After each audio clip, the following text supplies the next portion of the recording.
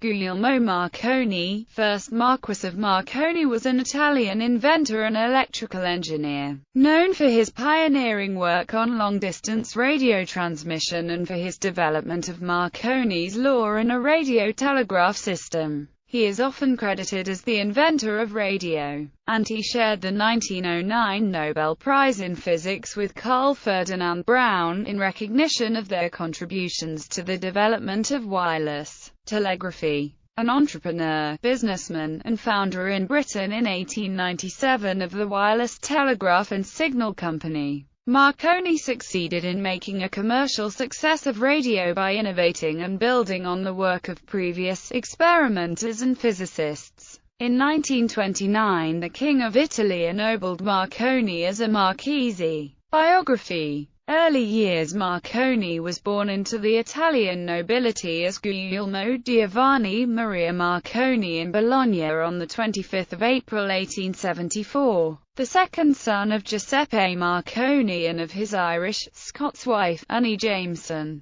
Between the ages of 2 and 6, Marconi, along with his elder brother Alfonso, was brought up by his mother in the English town of Bedford. After returning to Italy, he received his early education privately in Bologna in the lab of Augusto Righi, in Florence at the Istituto Cavallero and, later, in Livorno. As a child, according to Robert McHenry, Marconi did not do well in school, though historian Giuliano Corradi in his biography characterizes him as a true genius. Baptized as a Catholic, he had been brought up as a member of the Anglican Church, being married into it. Before his marriage to Maria Cristina in 1927, Marconi was confirmed in the Catholic faith and became a devout member of the church.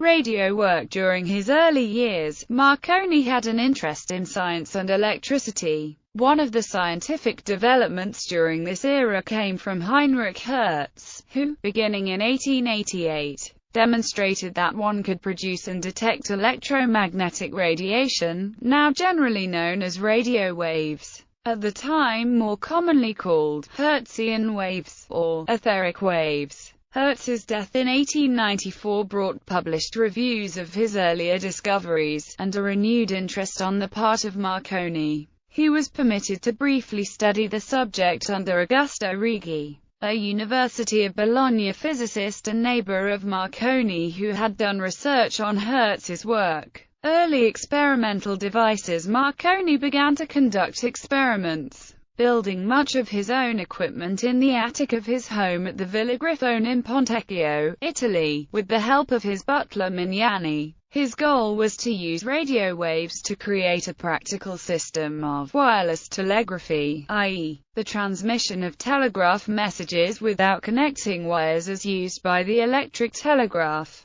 This was not a new idea. Numerous investigators had been exploring wireless telegraph technologies for over 50 years, but none had proven technically and commercially successful. Marconi's system had the following components: a relatively simple oscillator, or spark-producing radio transmitter, a wire or capacity area placed at a height above the ground, a coherer receiver, which was a modification of Edouard Branly's original device, with refinements to increase sensitivity and reliability, a telegraph key to operate the transmitter to send short and long pulses, corresponding to the dots and dashes of Morse code, and a telegraph register, activated by the coherer, which recorded the received Morse code dots and dashes onto a roll of paper tape. Similar configurations using spark gap transmitters plus coherer receivers had been tried by others,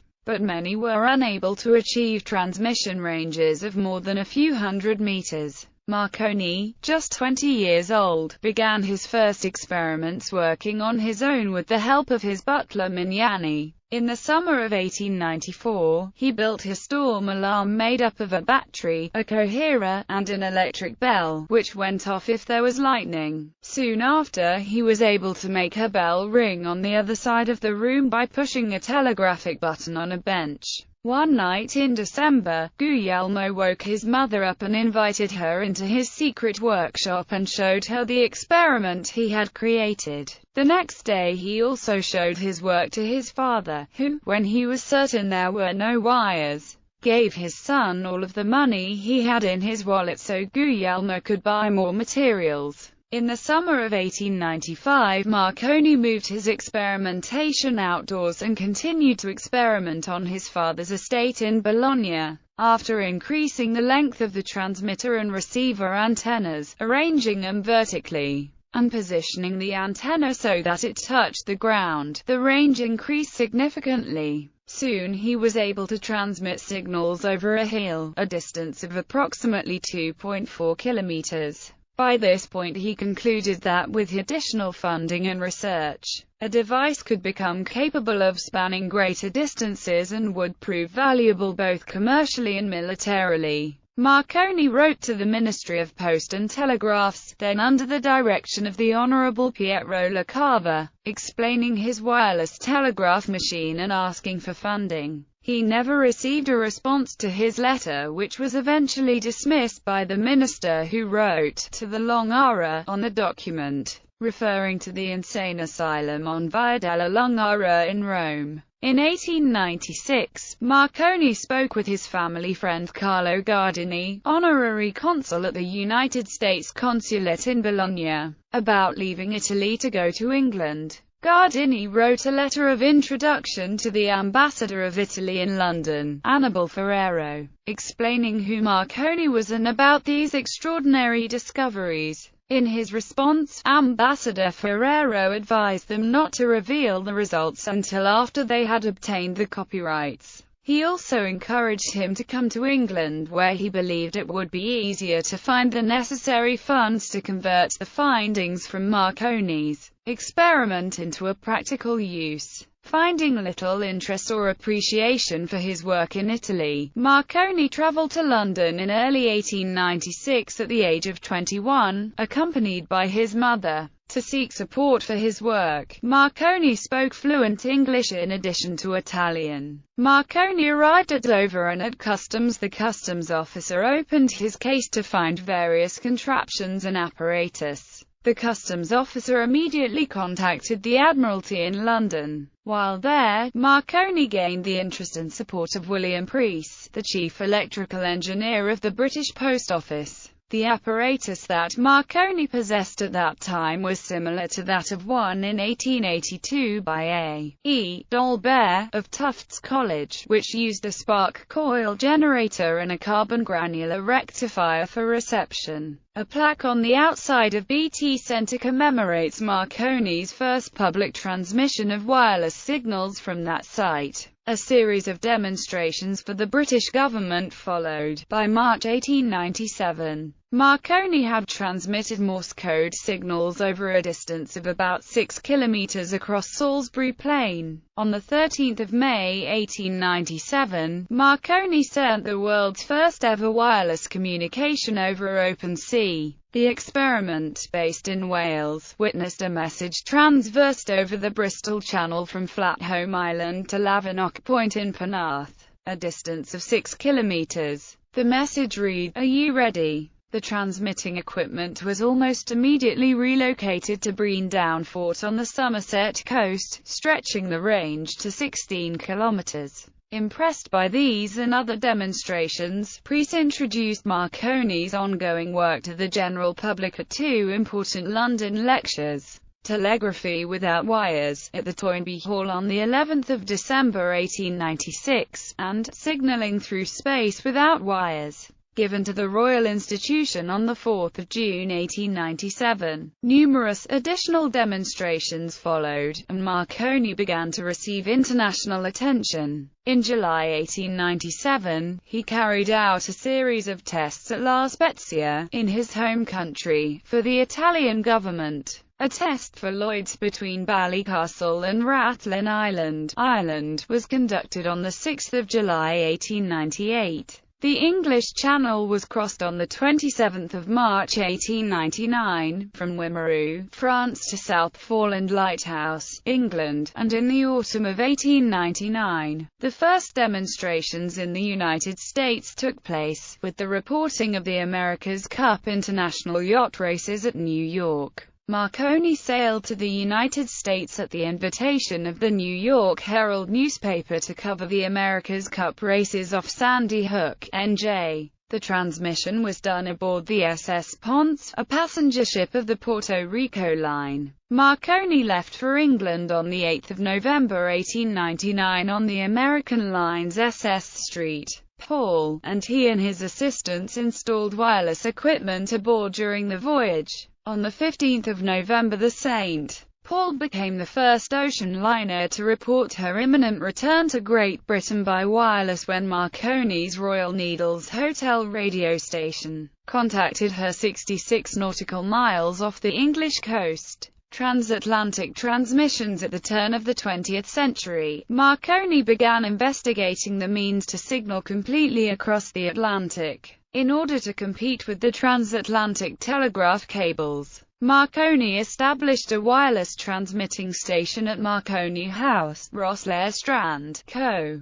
Wexford in 1901 to act as a link between Poldhu in Cornwall and Clifton in Co., Galway. He soon made the announcement that on 12 December 1901, using a 500-foot kite-supported antenna for reception, the message was received at Signal Hill in St. John's, Newfoundland. Signals transmitted by the company's new high-power station at Poldhu, Cornwall. The distance between the 2 points was about 2,200 miles. Heralded as a great scientific advance, there was, and continues to be, considerable skepticism about this claim. The exact wavelength used is not known, but it is fairly reliably determined to have been in the neighborhood of 350 meters. The tests took place at a time of day during which the entire transatlantic path was in daylight. We now know that this was the worst possible choice. At this medium wavelength, long-distance transmission in the daytime is not possible because of heavy absorption of the skywave in the ionosphere. It was not a blind test. Marconi knew in advance to listen for a repetitive signal of 3 clicks, signifying the Morse code letter S.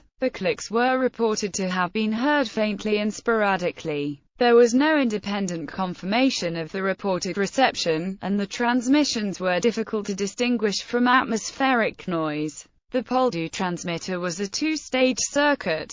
Feeling challenged by skeptics, Marconi prepared a better organized and documented test. In February 1902, the SS Philadelphia sailed west from Great Britain with Marconi aboard, carefully recording signals sent daily from the Poldhu station. The test results produced coherent tape reception up to 1,550 miles, and audio reception up to 2,100 miles. The maximum distances were achieved at night, and these tests were the first to show that for medium-wave and long-wave transmissions, radio signals travel much farther at night than in the day. During the daytime, signals had only been received up to about 700 miles, less than half of the distance claimed earlier at Newfoundland, where the transmissions had also taken place during the day. Because of this, Marconi had not fully confirmed the Newfoundland claims, although he did prove that radio signals could be sent for hundreds of kilometers.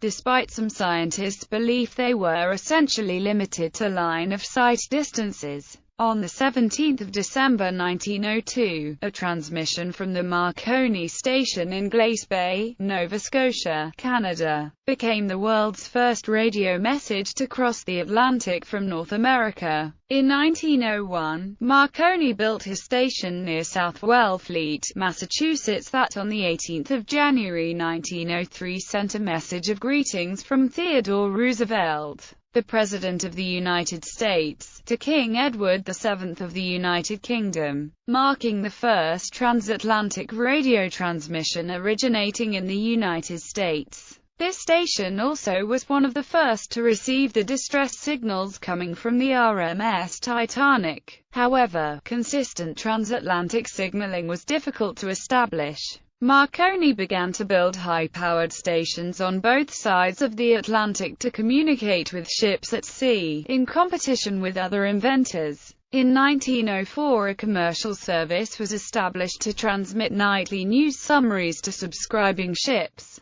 which could incorporate them into their onboard newspapers. A regular transatlantic radio telegraph service was finally begun on 17 October 1907 between Clifton Island and Glace Bay. But even after this the company struggled for many years to provide reliable communication to others. Titanic. The two radio operators aboard the RMS Titanic, Jack Phillips and Harold Bride, were not employed by the White Star Line, but by the Marconi International Marine Communication Company. After the sinking of the ocean liner on 15 April 1912, survivors were rescued by the RMS Carpathia of the Cunard Line. Also employed by the Marconi Company was David Sarnoff, who would later head RCA. Wireless communications were reportedly maintained for 72 hours between Carpathia and Sarnoff, but Sarnoff's involvement has been questioned by some modern historians. When Carpathia docked in New York, Marconi went aboard with a reporter from the New York Times to talk with Bride, the surviving operator. On 18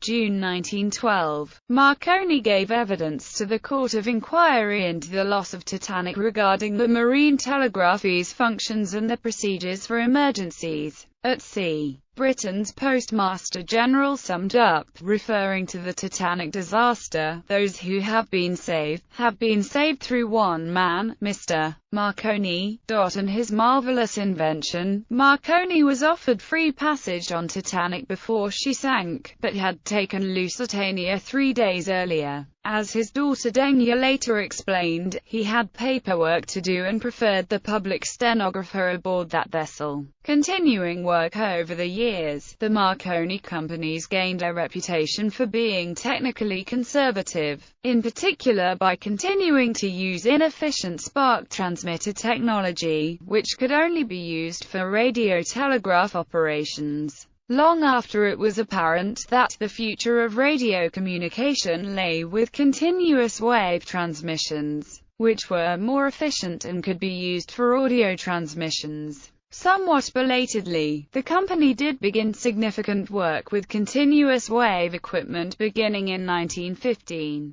after the introduction of the oscillating vacuum tube. In 1920, employing a vacuum tube transmitter, the New Street Works factory in Chelmsford was the location for the first entertainment radio broadcasts in the United Kingdom, featuring Dame Nellie Melba. In 1922 regular entertainment broadcasts commenced from the Marconi Research Centre at Great Baddow, forming the prelude to the BBC. Later years. In 1914, Marconi was made a senator in the Italian Senate and appointed honorary Knight Grand Cross of the Royal Victorian Order in the UK. During World War I, Italy joined the Allied side of the conflict, and Marconi was placed in charge of the Italian military's radio service. He attained the rank of lieutenant in the Italian army and of commander in the Italian navy. In 1929, he was made a marquis by King Victor Emmanuel III. Marconi joined the Italian Fascist Party in 1923. In 1930, Italian dictator Benito Mussolini appointed him president of the Royal Academy of Italy, which made Marconi a member of the Fascist Grand Council. Marconi died in Rome on 20 July 1937 at age 63, following a series of heart attacks, and Italy held a state funeral for him. As a tribute, shops on the street where he lived were closed for national mourning. In addition, at 6 p.m. the next day, the time designated for the funeral, all BBC transmitters and wireless post office transmitters in the British Isles observed 2 minutes of silence in his honour. The British Post Office also sent a message requesting that all broadcasting ships honour Marconi with 2 minutes of broadcasting silence as well. His remains are housed in the Villa Grifone at Sasso Marconi, Emilia-Romagna, which assumed that name in his honor in 1938. In 1943, the Supreme Court of the United States handed down a decision on Marconi's radio patents, restoring some of the prior patents of Oliver Lodge, John Stone, and Nikola Tesla. The decision was not about Marconi's original radio patents, and the court declared that their decision had no bearing on Marconi's claim as the first to achieve radio transmission. Just that, since Marconi's claim to certain patents were questionable, he could not claim infringement on those same patents. Personal life. Marconi had a brother, Alfonso, and a stepbrother, Luigi. On the 16th of March 1905, Marconi married the Hon. Beatrice O'Brien, a daughter of Edward O'Brien, 14th Baron Inchiquin, having met her in Poole in 1904. They had 3 daughters, Denia, Gioia, and Lucia, and a son, Giulio, 2nd Marchese Marconi. In 1913, the Marconis returned to Italy and became part of Rome's society. Beatrice served as a lady-in-waiting to Queen Elena. The Marconis divorced in 1924, and, at Marconi's request, the marriage was annulled on the 27th of April 1927, so he could remarry. Beatrice Marconi married her second husband, Liborio Marignoli, Marchese di Montecorona, on 3 March 1924 and had a daughter, Flaminia. On 12 June 1927, Marconi married Maria Cristina Bezziscali, only daughter of Francesco, Count Bezziscali.